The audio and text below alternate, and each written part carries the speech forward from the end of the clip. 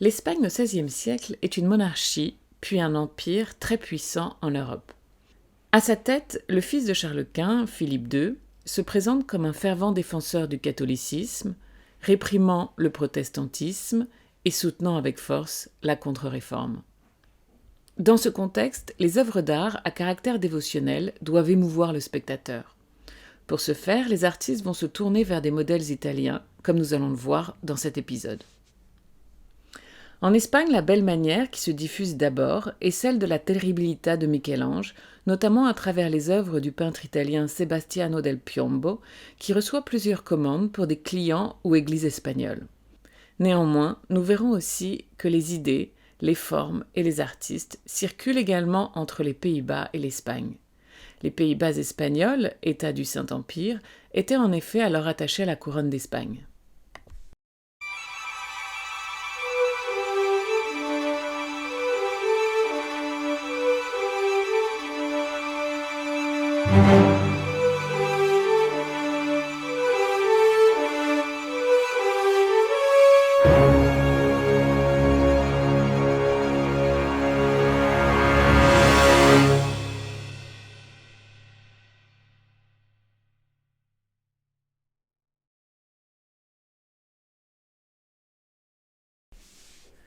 Alonso Berruguet est un artiste espagnol né en Castille.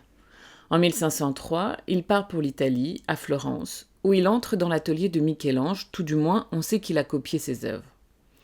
Pendant son séjour florentin, Alonso rencontre et se lie d'amitié avec des artistes comme Andrea del Sarto ou Baccio Bandinelli. Il est probable qu'il s'intéresse aussi à l'œuvre de Jacopo Pontormo et Rosso Fiorentino. Vasari évoque dans ses vies à plusieurs reprises la présence de l'espagnol à Florence, non avare d'ailleurs en commentaires élogieux.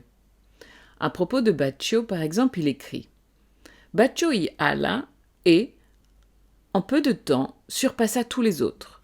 Ses copies avaient des contours et des ombres achevées, et il comprenait les nus mieux que tous les autres dessinateurs, parmi lesquels se trouvaient Jacopo Sansovino, Andrea del Sarto, Rosso, ou encore, tout jeune, l'espagnol Alonso Berruguet et bien d'autres artistes de valeur. Michel-Ange l'amène ensuite avec lui à Rome vers 1508. Dans la ville éternelle, il aurait selon certains travaillé dans l'atelier de Raphaël et participé à la décoration des loges du Vatican. Si cette information est encore discutée, il est en revanche certain qu'Alonso connaissait les œuvres de Raphaël, comme en témoigne par exemple un tondo, connu sous le nom de tondo Lozère, figurant une Vierge à l'enfant avec Saint Jean, qui rappelle la Vierge à la chaise de Raphaël. Dans une estampe de Marcantonio Raimondi, d'après Raphaël, une allégorie de la tolérance est représentée dans une niche, une bride à la main, comme précisé dans le livre d'emblèmes de Cesare Ripa.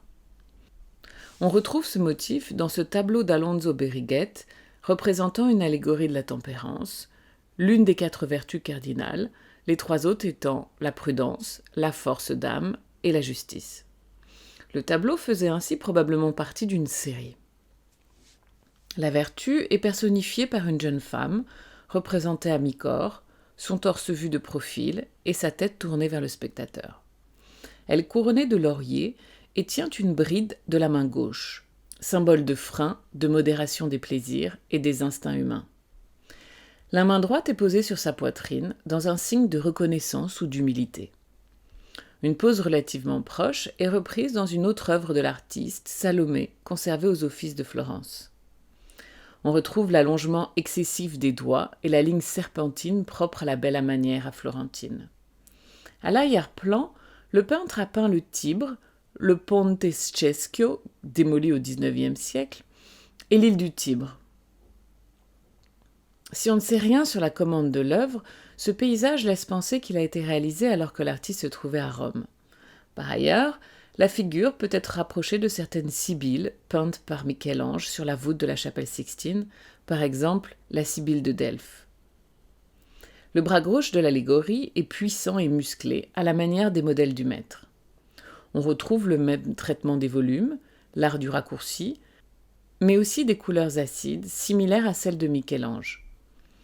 Les ombres très fortes donnent, encore une fois, comme dans l'œuvre de Michel-Ange, l'impression que la figure est une sculpture peinte. L'artiste rentre en Espagne en 1520, fort de ses expériences italiennes. En 1523, il s'installe dans la ville de Valladolid et commence une carrière de sculpteur. Il acquiert une notoriété importante en Espagne, notamment pour ses qualités de sculpteur. Certaine aisance financière lui permet de prendre des libertés. Il est nommé peintre et sculpteur de la cour par Charles Quint, alors il est chargé de nombreuses commandes. Les personnages sculptés aux formes nerveuses et aux torsions, propres à la Bella Maniera, sont très expressifs. L'émotion est visible sur leur visage, tout comme une tension de leur corps. Durant ces années italiennes, Alonso Beriguet avait aussi regardé la statuaire antique, qu'il réinterprète d'une manière toute personnelle, comme ici, le Laocoon dans ce groupe sculpté en bois polychrome, Abraham et Isaac. Le groupe est réalisé entre 1526 et 1532. Vasari raconte d'ailleurs dans ses vies que pendant son séjour en Italie, Alonso participe au concours organisé par Bramante à Rome pour la copie en cire du Laocoon, dont Raphaël avait été désigné comme arbitre. Remarquons également que la figure d'Isaac est une citation d'un ignodo accroupi de Michel-Ange sur la voûte de la chapelle Sixtine. Ce dessin de l'artiste espagnol, homme brandissant une étole, peut également être rapproché des inudis du maître. On voit ainsi que les œuvres de Michel-Ange ont marqué le jeune artiste espagnol. Une autre adaptation de Michel-Ange est proposée par le peintre Luis de Morales.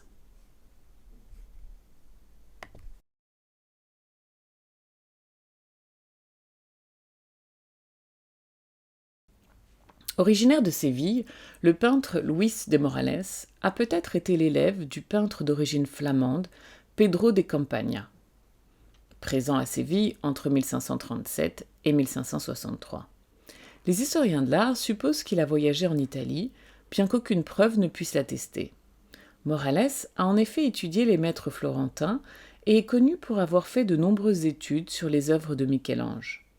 D'autres supposent que c'est par la gravure qu'il avait connaissance de l'œuvre de Titien et de Sebastiano del Piombo notamment. Nous savons encore qu'il avait des contacts en Espagne avec des peintres flamands italianisants travaillant alors en Espagne.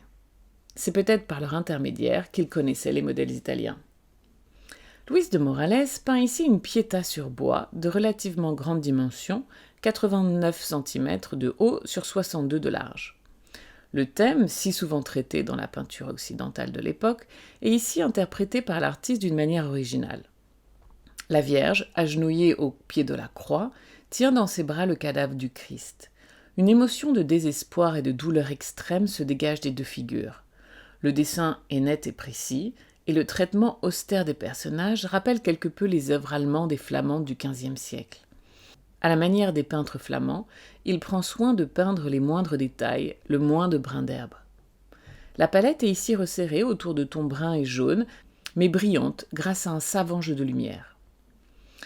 Par l'utilisation de demi-tons, Morales rend le volume des corps. Il recourt à la technique du sfumato, mise en place par Léonard de Vinci. L'expressivité de l'œuvre est une traduction de la terribilità de Michel-Ange. On retrouve d'ailleurs des points communs entre cette œuvre et la Pietà Bandini de Michel-Ange, sculptée entre 1547 et 1555. D'ailleurs, comme en Italie pour Michel-Ange, les contemporains espagnols le surnommaient El Divino, soit le divin. Proche des idéaux de la Contre-Réforme, le peintre Luis de Morales a souvent traité le sujet de la Pietà. Il y avait en effet alors en Espagne une forte demande d'images de dévotion privée. Ces images poignantes avaient pour vocation d'accompagner les prières des fidèles. Objet de méditation, ce type d'œuvre d'une grande intensité dramatique est parfaitement en accord avec la ferveur religieuse espagnole de l'époque. Le troisième artiste espagnol dont l'œuvre peut être rapprochée de celle de Michel-Ange est Gregorio Martínez. Il va en être question à présent.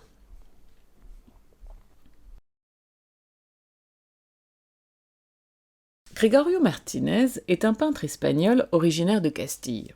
Il est marqué par les œuvres italiennes, notamment par l'intermédiaire d'un peintre florentin installé dans sa ville natale, Valladolid. ce peintre italien est Benito Rabuoiat. C'est peut-être lui qui lui procura la gravure d'après un dessin de Michel-Ange qui allait lui servir de modèle pour peindre cette huile sur toile. Le sujet représenté est le géant Titus, condamné à une punition terrible. Titus était fils de la princesse Hélara et de Zeus. Sur la demande de la jalouse déesse Héra, il commet l'outrage de tenter de violer Latone. Il est alors aussitôt tué à coups de flèche par les enfants de Latone, Apollon et Diane. Et ensuite, il est jeté dans le Tartare, c'est-à-dire les enfers. Sa punition consiste à être enchaîné à un rocher et à voir le foie et les entrailles dévorés par un vautour, sans cesse, car les organes repoussés chaque nuit. L'histoire est racontée par Virgile dans l'Énéide. Je pouvais voir encore Tityos, le nourrisson de la terre, mère universelle. Son corps recouvre 7 arpents entiers. Un monstrueux vautour qui, d'un bec crochu, ronge son foie immortel et ses entrailles fécondes en tourment, y fouille de quoi manger et loge dans sa profonde poitrine, et aucun repos n'est donné à ses chairs renaissantes. L'iconographie est proche d'un autre sujet, celui de Prométhée, le héros mythologique qui a volé le feu à Zeus au bénéfice de l'homme. Le tableau est peint dans le même sens que le dessin que Michel-Ange a donné à Tommaso dei Cavalieri et qui se trouve aujourd'hui conservé dans les collections royales d'Angleterre. Néanmoins, la présence des bâtiments antiques en ruines et en feu à l'arrière-plan montre que l'artiste a utilisé une gravure de Nicolas Beatrizé, d'après Michel-Ange, réalisée vers 1542. La scène prend place dans le Tartare, mise en évidence notamment par la présence du fleuve Phlegéton. Michel-Ange reprend pour figurer le géant une pose rappelant celle de son Adam de la chapelle Sixtine, mais aussi inspirée du Laocoon, figure par excellence de la souffrance. Titien avait également traité le même thème entre 1548 et 1549 et repris la statuaire du Laocoon comme modèle dans le cadre de la série des Furies réalisée pour Marie de Hongrie. La série avait manifestement été conçue comme un avertissement pour ceux qui osaient défier le pouvoir impérial pendant la confrontation avec les princes protestants. Une réplique, qui se trouve aujourd'hui au musée du Prado, avait été réalisée pour Philippe II, ce qui rend compte du succès du sujet en Espagne. Dans l'Espagne continentale, on trouve de nombreux adeptes de la bella maniera, comme le Greco, qui met la belle manière et le coloris du Tintoret au service d'une célébration expressive de la divinité.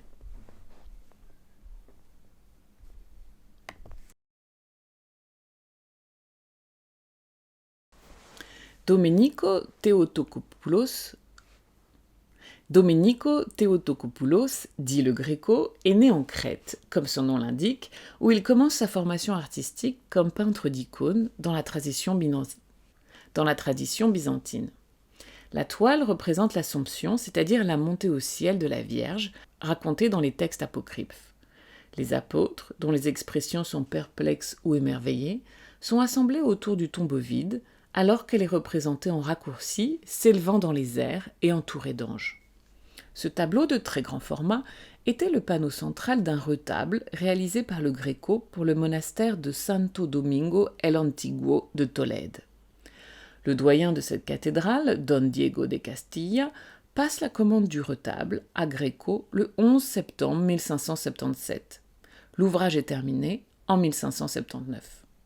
La composition est proche de celle du Titien, alors dans la basilique des Frari à Venise, comme aujourd'hui d'ailleurs, que Greco avait pu voir lors d'un séjour à Venise entre 1568 et 1570. Greco écrit d'ailleurs à propos du Titien qu'il était le meilleur imitateur et connaisseur de la nature dans un exemplaire des Vies de Vasari annoté à la main. La Vierge est figurée à peu près dans la même position, les bras ouverts, la tête penchée et les yeux levés vers le ciel. Et comme chez Titien, un des apôtres est peint de dos, figure admoniteur comme l'aurait appelé Alberti. Néanmoins, la touche est plus libre, les couleurs plus vives et acides se rapprochant de celles de Tintoret. Les perspectives sont accentuées et audacieuses, également à la manière de celles de Tintoret, notamment dans l'enlèvement du corps de Saint-Marc. Ici, la perspective fausse du tombeau permet de porter l'attention du spectateur sur cet élément de la composition. La Vierge, s'élevant vers les cieux, est vue en contre-plongée, effet déjà utilisé dans une œuvre du Tintoret que nous avons vu dans un précédent épisode, la présentation au temple. Comme dans l'œuvre du Tintoret, ce point de vue confère une certaine monumentalité à la figure. Ici, l'effet est encore accentué par la combinaison avec une ligne d'horizon très basse. Les proportions des corps sont également peu conformes à la réalité et les membres très allongés, comme souvent dans la Bella Maniera, vous commencez à en avoir l'habitude maintenant. À la différence de la toile de Titien, la Vierge se tient sur un croissant de lune, en référence à un verset du chapitre 12 de l'Apocalypse.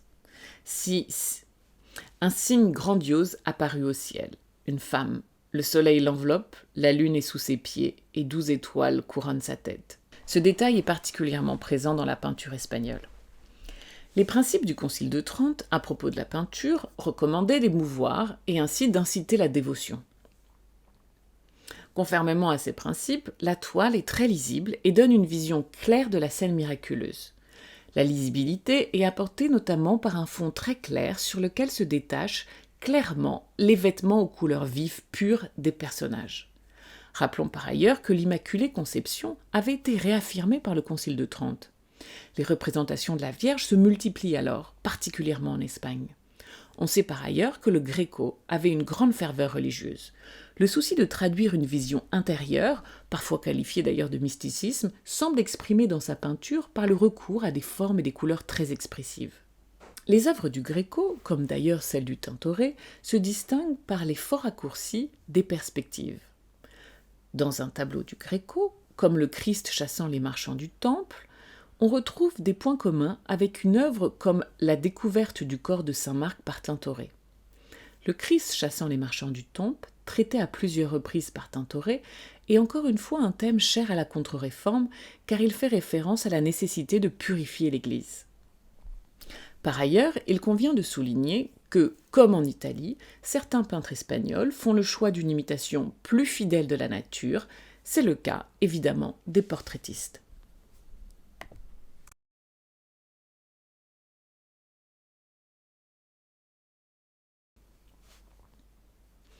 Anthonis Mor est un peintre néerlandais né à Utrecht.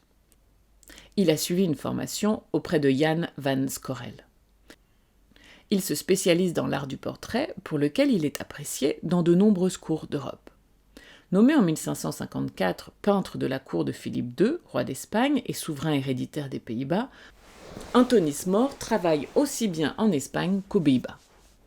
Ce portrait, réalisé selon les spécialistes vers 1570, représente un gentilhomme assis sur une chaise de 3/4, tenant des gants dans sa main gauche.